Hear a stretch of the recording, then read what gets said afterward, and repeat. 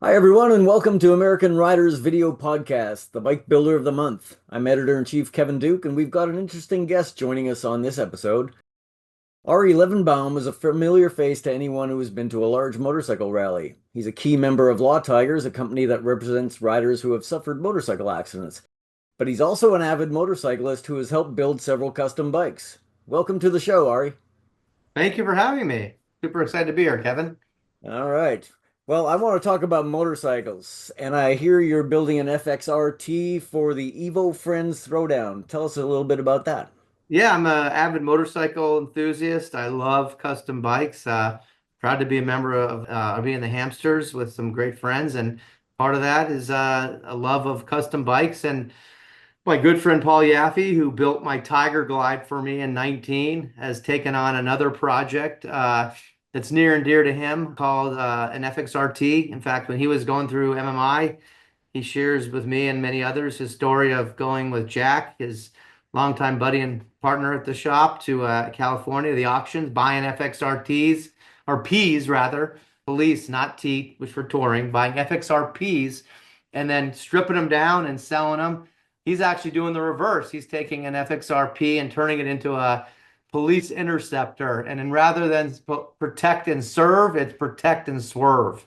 That's our phrase that he's putting on the little badge. So it is a Law Tiger bike, but as the CEO and owner of Law Tigers, I'm financing it personally, and I'm looking forward to this bike being unveiled at the annual Friends Throwdown that's been moved from Winslow to Cottonwood this year. So super excited for that.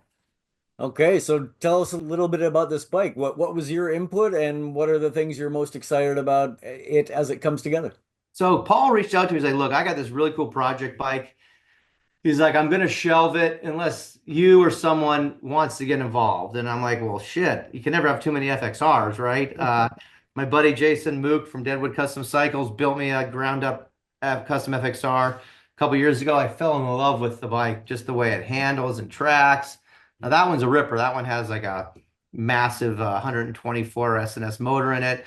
But anyway, not to digress. So when he said, "Look, I want to do this bike. Are you interested?" And I'm like, "Look, I did one with Jason. Now it's time to do one with Paul."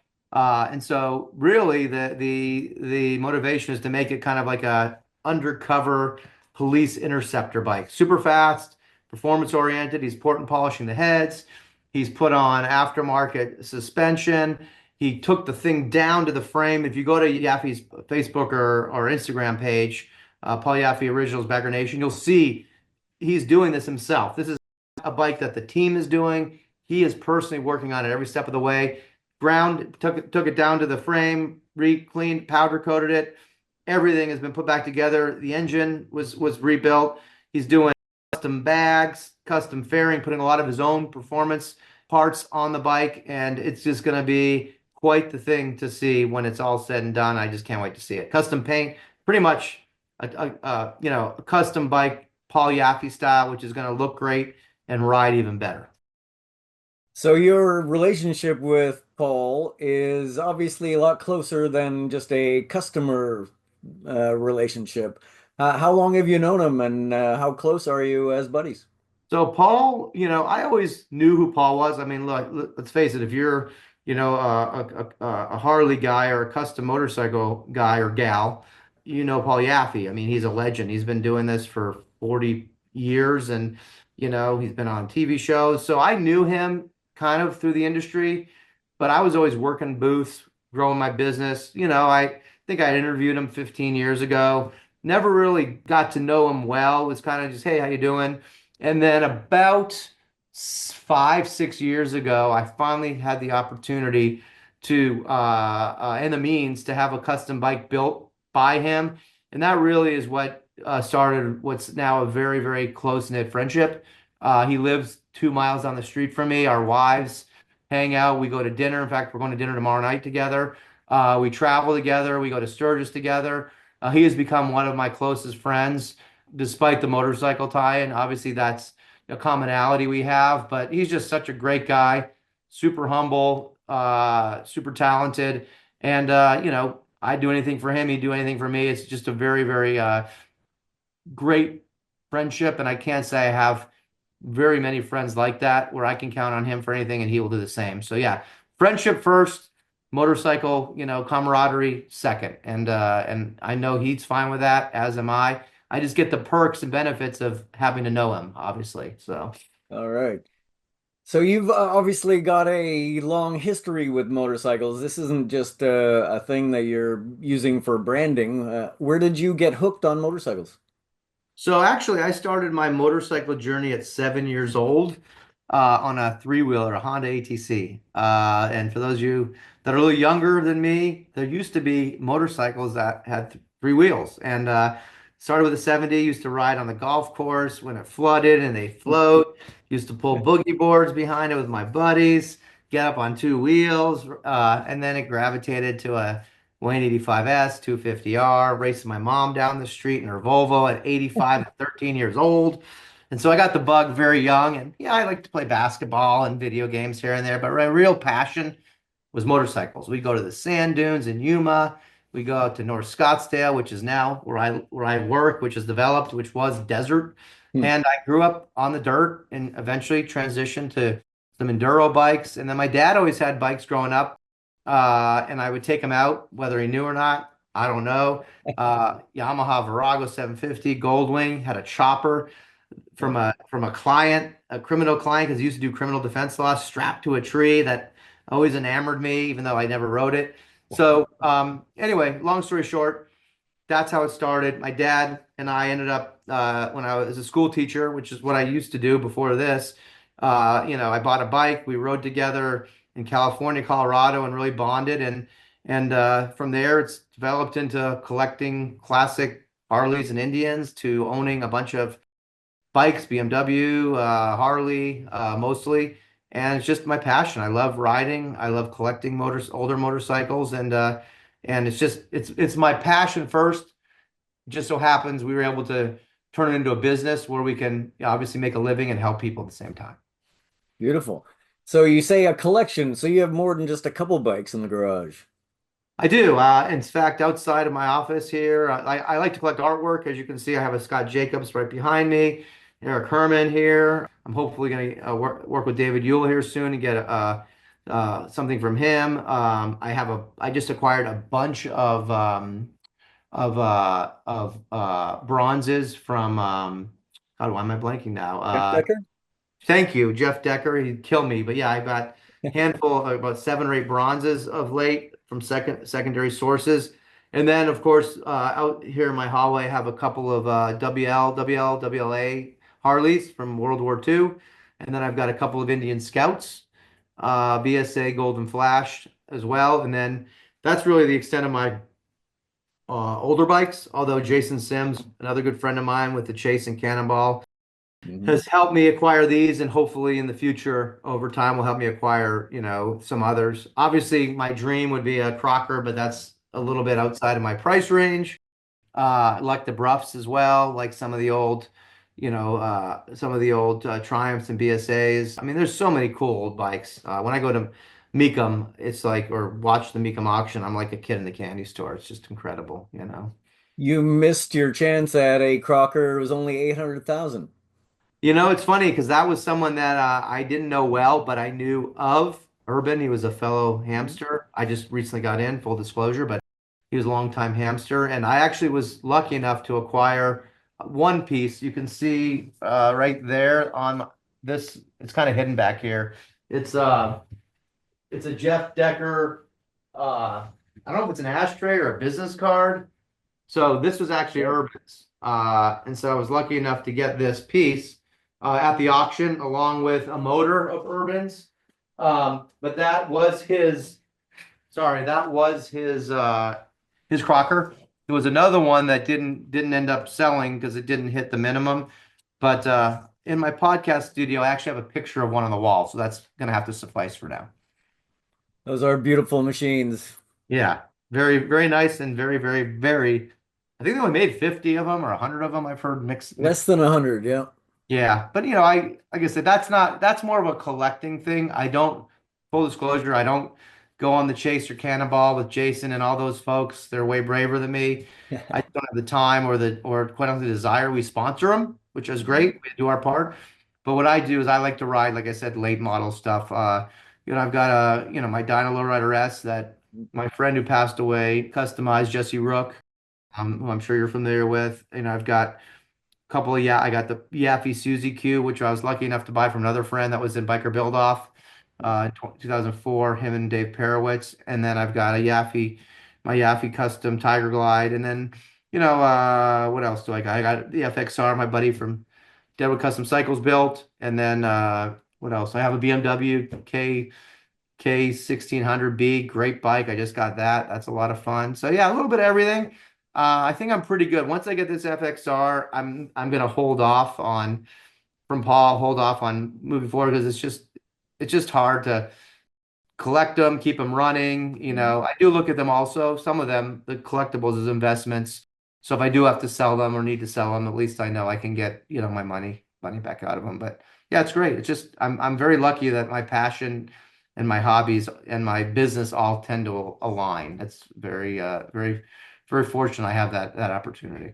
It's said that if you can combine your business with your pleasure, you're in a good place. So tell us about Law Tigers. Yeah, so Law Tigers has been around about 23 years, and my father started out as his former law firm. He's no longer partners with that individual, but he wanted to do something different. And going down the street, he'd see other riders, give him a thumb up, hands up, and said, maybe there's something there where I can help fellow riders in need. And he always had corporate business background, did some criminal law work as well, and came up with a concept out of his Arizona law firm. And worked well. Riders really resonated with the message and the fact we were out in the community, like we still are, supporting events and shops and clubs and organizations and whatnot. And it took off. And riders, came to us because they wanted someone that they could relate to. We're going to take care of them when they were in an accident, unfortunate accident. So it worked out well, and we ended up, I came on about a year later. I was a school teacher, did that for a while, and then part-time marketing, and eventually I left teaching and came on full-time, and now I'm the CEO of the company, and he and I are partners. I'm not a lawyer, but we provide, our services and our outreach and partner with law firms throughout the country. And we're in 35, 36 states now. And so, yeah, essentially what we do is we support and represent injured motorcycle riders. And I have very dedicated law firms that are part of our network, our organization, under the Law Tigers umbrella or banner that take great care of riders and make sure they can get the compensation they deserve, get their bike repaired, replaced, gear replaced, and make sure they're being advocated for and represented so they can hopefully get back on the road. And if not, they have, the financial means to survive and live on and hopefully be okay. So, yeah. So what are some things that motorcycle riders might not understand about what you do and the risks they have out on the road? Certainly. So, essentially we represent riders in their accidents. So you get in an accident, like I said, not that I would wish that on anybody, but it does happen. There's about 100,000 motorcycle injuries and fatalities across the country. So what happens is oftentimes riders don't know what to do, and they'll call their insurance company first. Or if it's someone else's fault, they'll try to reach out to the other person's insurance. And we tell people do not do that. You've seen the news of late that insurance companies are not there to pay you what you deserve. Their job, whether you agree with it or not, their job is to minimize payouts. They're oftentimes owned by they're either privately owned or they are owned by private equity funds or they are publicly traded and they operate off of a profit motive like most businesses. And the more they pay, the less they make. So whether it's your own insurance company you're claiming against or another party, you can say something that's going to be used against you. You're going to get a low offer because they know there's nothing you can do. Versus an attorney or a law firm, especially one like ours that's experienced and is willing to fight and litigate and file a lawsuit against the insurance companies. They're willing to pay more because they don't want to get sued. And if they do get sued and we go to trial, we're going to do whatever we can to get a favorable outcome for them. So unfortunately, you're not going to be well represented and well compensated by your own insurance company or the others. What I tell everybody though is whether it's us or another firm, call an experienced firm or lawyer and get some advice. And more often than not, you're going to do better financially and things are going to be taken care of if you hire a lawyer versus if you do it yourself and try to negotiate with the insurance companies. Secondly, I tell everybody get uninsured and underinsured motorist coverage. That's UIM and UM for short. UM, uninsured and underinsured motorist. That's how you protect yourself if the other person that hits you either has no insurance or very little. And I tell everyone to max it out. You can get usually up to 1 million or some policies a 500,000 in coverage, and that's you protecting yourself in the event that someone hits you and doesn't have enough for any insurance. You can also get an umbrella, which is a higher coverage threshold, and that can be 1 million, 5 million, or more, and that's above and beyond the limits, and that's a separate policy. You have to have insurance because if you're on a bike, unfortunately, it's not necessarily a matter of if, but when, and the severity of the injuries. And you want to make sure you're protecting yourself so that firms like us can help you and claim against your own insurance, which is fine. That's what it's there for, along with the other person's. But generally, the other party doesn't have enough. And you get way less than you are entitled to or you need because if they only have 15,000 in coverage and you've got 100,000 in medical bills, you're only getting 15,000 unless we can find assets that they have that we can, pull in a lawsuit and get from them. So what's the downside to just going to a regular lawyer instead of a specialist attorney firm like yours? So there's no such thing as a specialty as described by like the bar associations. But what I can tell you is this: when you want to go to someone that focuses on heart disease, you go to a cardiologist, right?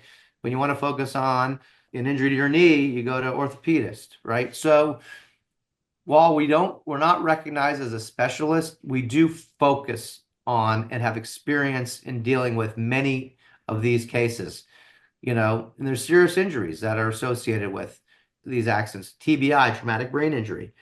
And sometimes it doesn't show up in an MRA or an MRI, a scan of your brain. Sometimes it has to be flushed out through psychological testing.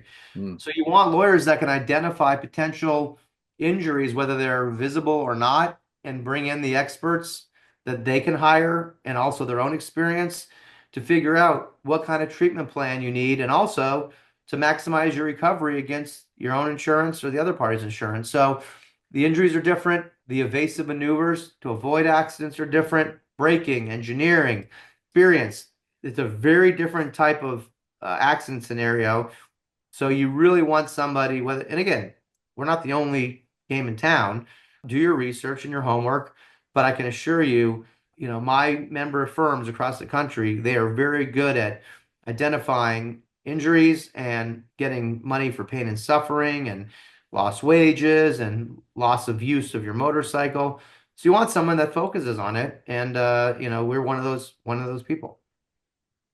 Very good. Well, we hope nobody has an accident, but we know somebody's going to, and there's going to be a few of them. So, Yeah, it's tragic. I mean, I see so many people get in accidents where they don't have the coverage, and where we take the case and they're like they've been out of work for months, they lost their job, or they can't go back to work, they lost their bike, and literally either they have no insurance of their own, which you have to take responsibility to get your own insurance, or they have the minimum and the person that hits them has none of the minimum and they just can't believe that they're not going to be compensated appropriately. And we tell them, look, the other guy, that's all they have. They have 15,000. They have no assets. That's all we're going to be able to get for you. Now, conversely, we have clients that either are hit by a commercial vehicle or someone that does have insurance. That obviously plays into it and allows us to collect more, but that's not always the case. In fact, that's less common. But the people that have their own uninsured and underinsured motorist coverage, we can then tap into that. In some states, we can stack their auto and their motorcycle if the laws allow and the policies are separate. So that's where someone that can really look for insurance coverage and look for opportunities can help you maximize your recovery. But these injuries can be severe. A hospital ride in an ambulance is thousands of dollars. A 2, 3 night stay at a hotel. I mean, hotel Mhm. at a Hospital. hospital. Thank you. Sorry, my is expensive, and everything's expensive when it comes to medical care and healthcare. And oftentimes what we can do to really add value is reduce those hospital bills through negotiating with your doctors, which they usually won't, or hospitals, they usually won't do it on their own. You need someone like us. Oh, Say, look, there's only 20,000 in coverage. You're not going to get the $50,000 medical payment, doctors and hospital, but we're going to give you, a third of the 20,000. So it's not necessarily how much you bring in, it's what you save. And you don't want to have liens that the hospitals will impose upon you that you owe them for. And then you have deductions coming out of your paycheck. And you have all these liens. So we can really advocate for you and help you when it comes to those heavy liens. And even if we do have a large settlement, oftentimes we can negotiate down the medical bills and get more money in your pocket. That's where we really help earn our fee. wow. That it sounds really complicated, and if I was just a rider who got injured, I wouldn't want to be dealing with any of that. So it's nice that there's somebody well versed in the negotiations that could advocate for you. Yes, yeah, and it's not just that. It's even we have a list of doctors, like different orthopedic surgeons and Oh. neurologist. So let's say you are in an accident, you want to go to the doctors that are going to treat you and get you healthy, but also that are going to work with us if we need to cut the medical bills down, to say so that you get more money in your pocket and get you the treatment you need. So, having, lawyers like ours that have that network of doctors, and let's say you don't have insurance, health insurance, these doctors will oftentimes work off of a lien because of our relationship we've established. They know they're going to get paid eventually. Now, it's not necessarily going to be 100% of their bill, but they're willing to reduce it because they know that there's only so much money to collect on. So you may, with us, you have the access to these doctors, whereas you may not have that if you don't use us, and if you don't have insurance, you may not be able to get to the doctors you need for the treatment you really need to get healthy. So that's another benefit of working with law firms, like with our member law firms. So, and also you want us to help us advocate on behalf of your property damage. Another thing I tell people is make sure if you have a custom bike, don't just insure it for the replacement value. Do what's called stated value. Now it's going to cost you more, but let's say, I'm having this bike built by Paul. If I just insured it as a regular old 80 something FXR, I'll get 5 or 6 thousand bucks, even though the bike is worth 10, 15 plus times that with all the Mm. customization, right? So when I go to insure this bike that is FXRP, Paul's building for me and Law Tigers, I'm going to do what's called stated value. And that means I'm going to pay more, but if it does get lost, stolen, wrecked in a motorcycle accident, I'm going to be able to collect that value for which I insured it, not what the replacement value of the stock bike would be. And that happens a lot where men and women don't fully insure their custom bikes and they get the short end of the stick when they're in an accident. All right, well, let's make this into a happier transition to motorcycle riding without the accident part. What would Sure. be your dream motorcycle ride? Shit, well, I've done a lot of them. I've gone up PCH. I've done the Million Dollar Highway. I've done the Blue Ridge Mountains, the Rocky Mountains, Beartooth Pass. I mean, I've done a lot. I think the bucket trip, which I was supposed to do this year with Lionel, and I don't know if you know Bear from he does these really cool knives. I don't know if you know this guy, Bear, Bare Knuckle. Oh, okay, yeah. Anyway, this guy, Bear, friend of mine, friend of Paul's, he, Bare Knuckler is the name of his knives. They're really neat. He did a whole custom with Law Tiger stuff on it. Mm. He does these rides every year in Nepal.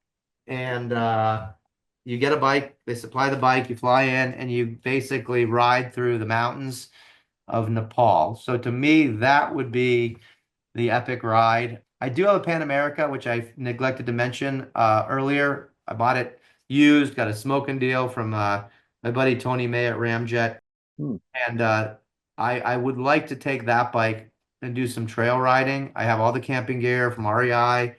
My buddy who is the owner of Superstition Harley, Justin Ums, he's a big Pan Am guy, so he and I are talking about doing some trail riding. So I'd also like to do a ride across the country on forest trails as Mm. well. Adam Sandoval, who's a friend and one of our brand ambassadors, he's done it. And so that would be, those two would be, I think, my buckets. I know they're not on road, but I've already done a lot of on road riding. So Yeah. I'd like to do a combination of off road, on road throughout the country on my Pan Am with some buddies. That'd be fun. Well, I can tell you from experience riding in Sturgis on a Pan America, you get off on the trails and it feels like you're all alone. There's like 500,000 people crammed into South Dakota, and then you go off road and it's like you're all alone, and it was fantastic. I love that bike. I mean, to me, I mean, Justin, like I said, my buddy from Supervision Harley, it's his favorite bike. You got a bike that's got the technology, the motor, the versatility. For a first shot at doing a adventure bike, I think Harley they got it right. Obviously it's a heavier bike, but when you're doing 80-90% on road, 10-20% off road, that's fine.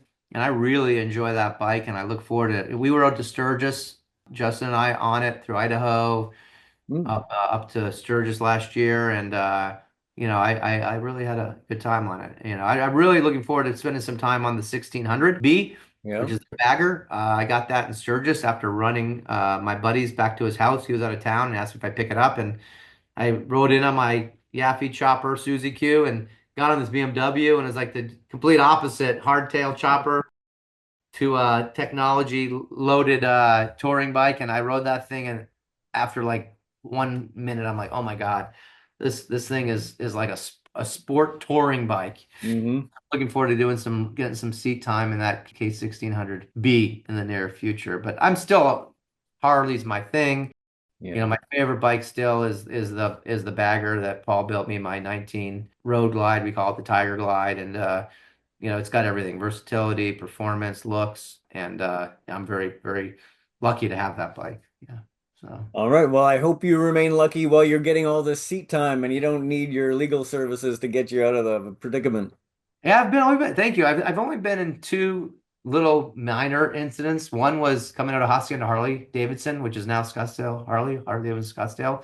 Brand new slick tire going out to a bike night with Rick Hatch, the former owner, and came out and the tire was still slick and slid, and then caught the forward control and bucked me off, got right back on and rode to the bike night. And then when I was a kid, I was goofing around doing trying to do wheelies in a parking lot when I was with my dad one morning for breakfast on a Ducati 900 Super Sport that I owned at the time, and didn't pull off the wheelie. So those are the only two times I, knock on wood, had a few very, very close calls, including on the Suzy Q going to the Prowl on the way to Bisbee, which is Mm. a great event. We're sponsoring coming up next month. But Right. yeah, I mean, I've just been lucky. It's just dangerous. You gotta be vigilant.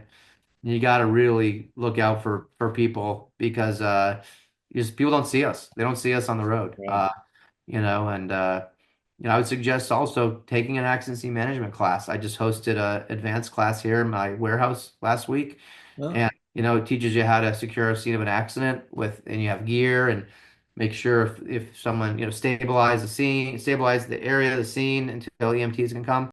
But I think it's important to know what to do if you or your friends or someone that you come upon has been in a motorcycle accident. right. All right. I hope you continue your luck with keeping it rubber side down, and have a great riding season.